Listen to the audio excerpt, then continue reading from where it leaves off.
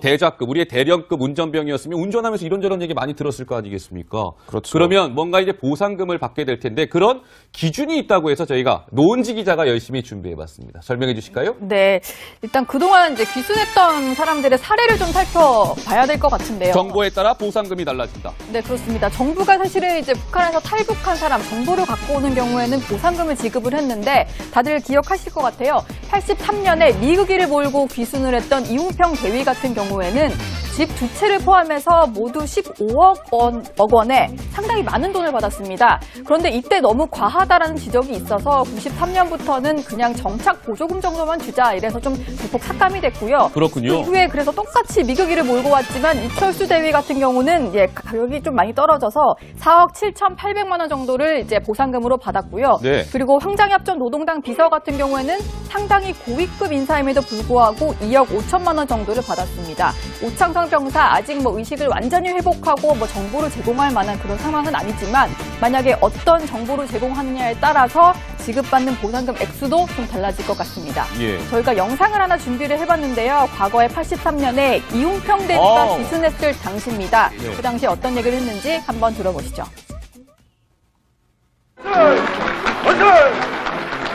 지금 북에서는 당장 남에서 치어들어온다고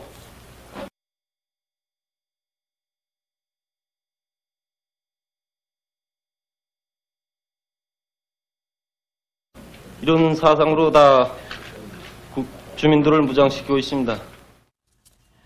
네, 그리고 보상금은요, 갖고 오는 정보뿐만이 아니라 따라서 좀 달라지는데요. 그렇군요. 네, 한번 살펴볼게요. 예. 안보 관련 정보 5억 원 이하고, 그리고 군함이나 전투 폭격기를 몰고 왔다면 또 5억 원 정도, 그리고 전차나 비행기를 몰고 왔다면 3억 원이고, 여러 가지 무기, 소총이라든지 기관총 같은 것들은 5천만 원 이하로 지급이 된다고 합니다. 네. 그래서 이렇게 봤을 때, 만약에 지프 차량을 버리지 않고 몰고 왔다면 또 거기에 상응하는 어떤 보상금을 받았을 수도 있겠다, 이런 그렇군요. 생각이 드는데, 예. 사실은 최대로 받을 수 있는 금액이 5억 원인데 여기에 있어서 관계기관의 협의에 따라서 필요하다면 최대 10억 원까지도 보상금이 지급될 수 있다고 합니다. 네. 자, 보면은 이제 10억 원까지 최대치가 이제 10억 원이라는 건데 이 귀순병사가 어떤 정보를 내놓느냐에 따라서 저 금액은 달라질 것으로 보이고요. 자, 이 보면은 황성준 의원께 이 질문을 드릴게요. 이 귀순병사가 이 추격조가 총을 쏘지 않습니까? 그런데 굉장히 가까운 거리에서 총을 쐈어요. 그래서 총상을 입었습니다. 근데 역설적으로 가까운 곳에서 총을 맞아서 이 귀순병사가 사망하지 않았다. 이런 얘기가 나오고 있는데 이게 근거가 있는 얘기입니까? 네, 그럼 근거가 있는 게 거의 정확한 얘기입니다. 아, 그렇습니까? 근데 꼭 가까우냐 아니냐 문제가 아니라요. 네. 총알이 관통을 했느냐 박혔느냐 문제인데요.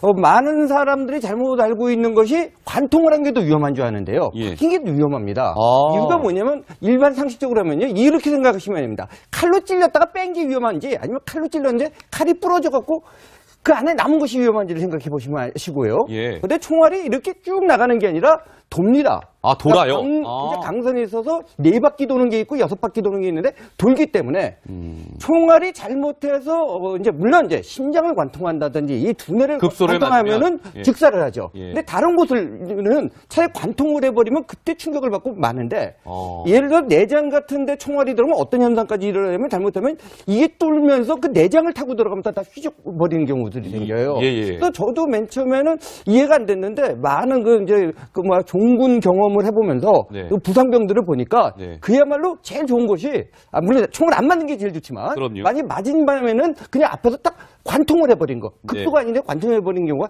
제일 괜찮은 상황입니다. 알겠습니다. 조금 정도만 주자 이래서 좀 대폭 삭감이 됐고요. 그렇군요. 그 이후에 그래서 똑같이 미국인을 몰고 왔지만 이철수 대위 같은 경우는 가격이 좀 많이 떨어져서 4억 7,800만 원 정도를 이제 보상금으로 받았고요. 네. 그리고 황장엽 전 노동당 비서 같은 경우에는 상당히 고위급 인사임에도 불구하고 2억 5천만 원 정도를 받았습니다.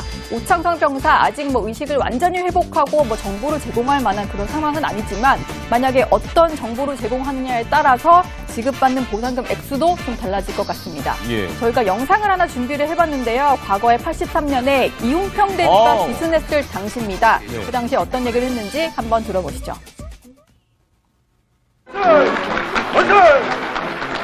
지금 북에서는 당장 남에서 치어들어온다고